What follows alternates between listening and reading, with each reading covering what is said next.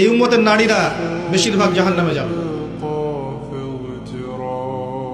শেষ 100 বছরের দিকে তাকান, বেশিরভাগ অনুসারী যদি জাহান্নামে যায় মহিলা এই উম্মতের, তার মানে এই উম্মতের মহিলাদের সাথে শেষ জামানায় এমন কিছু হবে যার ফলে তারা আর দিনের পথে থাকতে পারবে না।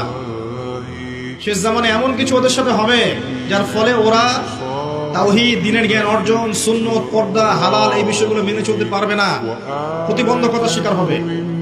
আর সেই বিষয়টাই বলেছে আমি আমার ব্যাখ্যায়, এটা হচ্ছে ফেমিনিস্ট রেভলিউশন, নারীদের অবাধে মেলাল্লাপনা।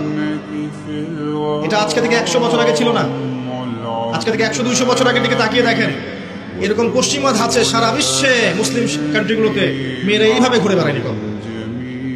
যারা নারীরা এখন পুরুষের আসন নিয়ে নিয়েছে, আর পুরুষ হয়ে গেছে নারী, পোশাক পরিবর্তন হয়ে গেছে, নারী পুরুষের পোশাক করছে, মেয়ে নারীর পোশাক করছে।